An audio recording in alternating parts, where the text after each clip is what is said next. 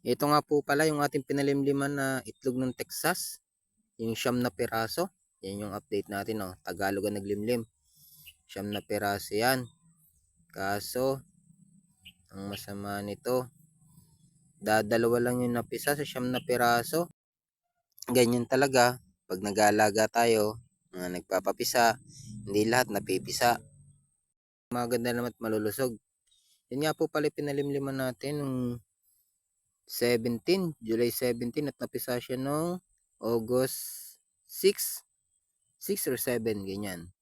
Basta nasa 20-21 days napisa na siya. Ito lang yung napisa. Yung iba nabugok na dahil siguro sa sobrang init ng panahon. Sayang at kung dumami, edi sana ibabahagi natin sa iba. Ang ating naging pagpapalahi sa ating mga Texas. Ayan o, malulusog naman silang dalawa. Sana lumaki at maging malusog itong mga sisiw na ito. Para mas maparami pa natin yung ating mga alaga. Ibabahagi rin natin yan pag kaya ni lumaki. Yun lang po at maraming salamat. Mag-like ka naman.